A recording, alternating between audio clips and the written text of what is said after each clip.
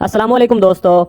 शीरी मज़ारी के वालिद सरदार आशिक महमूद खान मज़ारी पंजाब के आखिरी जिला राजनपुर की तहसील रुझान के बड़े फ्यूडल लॉर्ड थे। ये हजारों एकड़ जमीन के मालिक थे। जुल्फकार अली भुट्टो की लैंड रिफॉर्म्स के दौरान फ्यूडल लॉर्ड से जमीन लेकर मज़ारियों और हारियों में तकसीम कर दी गई, तो सरदार आशिक मज़ारी की जमीन भी तकसीम हो गई।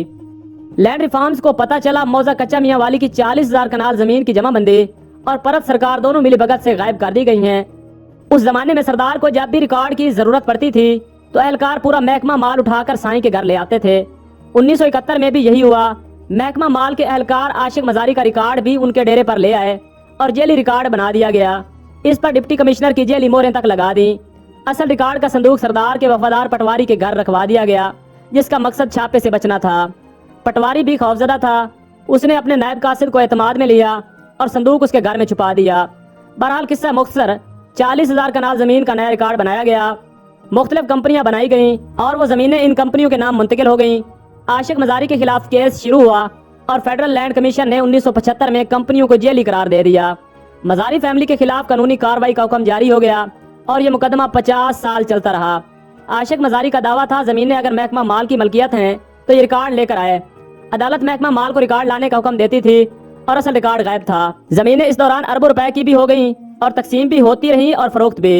सरदार आशिक मज़ारी का इंतकाल हो गया और यूं शीरी मज़ारी, उनके भाई सरदार वली मोहम्मद मज़ारी और उनकी वालिदा दरशहवार मज़ारी इस प्रॉपर्टी के बेनिफिशरी हो गए। वक्त गुजरते गुजरते ये मामला फेडरल लैंड कमीशन और अदालतों से होता हुआ एंटी करप्शन पंजाब पहुंच गया।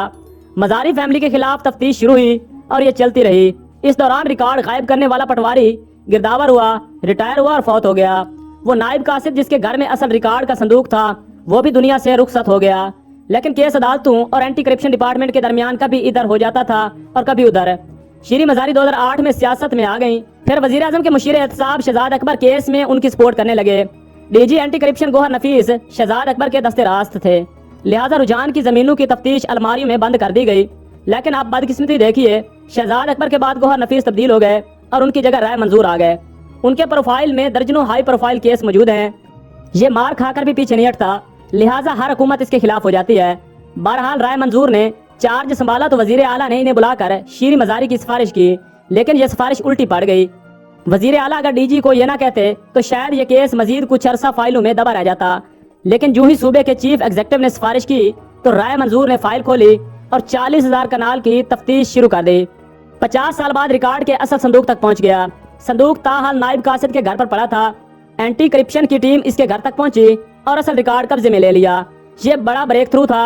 राय मंजूर ने मुल्जमान के खिलाफ FIR दर्ज कराने का हुक्म दे दिया। ये खबर वजीर आला हाउस पहुंची तो वजीर आला ने डीजी को तलब कर लिया। वो हालत बीमारी में CM ऑफिस पहुंचे। वजीर आला ने इन्हें FIR से रोक दिया, लेकिन उन्होंने इनकार कर दिया और कहा आप मेरा तबादला कर दें, मगर मैं FIR से पीछे नहीं हट सकता। वजीर आला ने राय मंजूर के तबादले का हुक्म दिया, मगर अदम एतमाद की वजह से हालात बदल गए और यह तबादला ना हो सका।